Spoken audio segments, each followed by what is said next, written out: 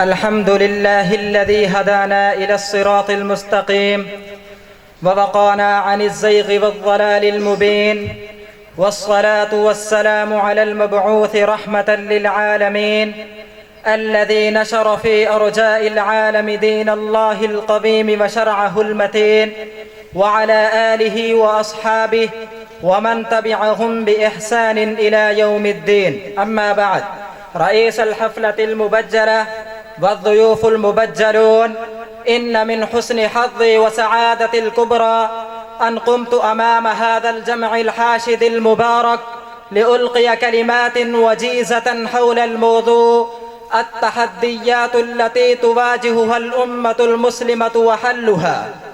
إخوتي وأحبتي، مما لا يختلف فيه اثنان أن الأمة المسلمة الآن تمر بظروف صعبة شديدة لم تمر بها من قبل، فقد كثرت الفتن والمحن وظهر البغي والفساد، فلا نكاد نفرغ من سد ثلمة إلا وحدثت ثلمة أخرى أكبر من أختها، ولا نكاد نقضي على فتنة إلا وقامت فتنة أخرى بجدية ونشاط.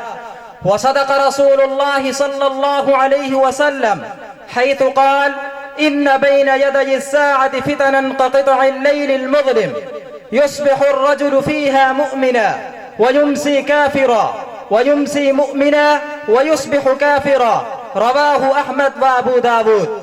فهذا الحديث يدل دلالة واضحة على أن الأمة المسلمة ستواجه التحديات الكبيرة في الزمان الأخير، كما أنه يدل على خطورة تلك التحديات وأنه يجب التعامل معها بجدية للوصول إلى حلها الشامل.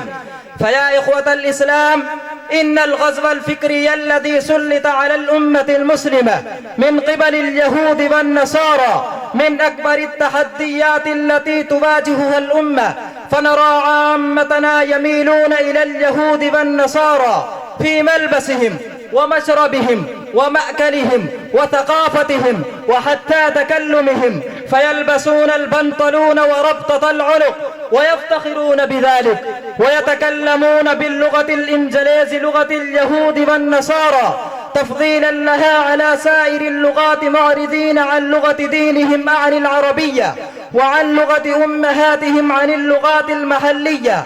ولقد صدق الدكتور العلامة محمد إقبال حيث صور حالة المسلمين تصويرا دقيقا في شعره، وإليكم ترجمته بالعربية: يا معشر المسلمين، تزييتم بزي النصارى وتعاشرتم وتثقفتم بثقافة الهنادكة، وأصبحتم تنقضون العهود وتخونون، حتى أن اليهود استحيوا من مشاهدة حالكم البشع المنكر.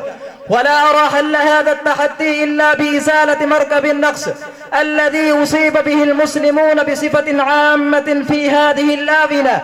فينبغي للعلماء والخطباء أن يهتموا بهذه الناحية اهتماما كبيرا، ويقوموا بتفهيم المسلمين أن لا عز إلا في الدين، وأن لا رفعة ولا فوز إلا في اقتداء السلف دون اليهود والنصارى. ومن أخطر التحديات التي تواجهها الأمة المسلمة هو مؤامرات أعداء الإسلام والمسلمين من كل صوب وجهة، من كل صوب وجهة، الذين سلطوا على الأمة المسلمة حكاما وزعماء الذين يرقصون بإشارة ساداتهم الإنكليز واليهود والنصارى، فإنهم متطفلون على مائدتهم فكرا وحضارة، وإن كانوا مسلمين لونا ونسلا.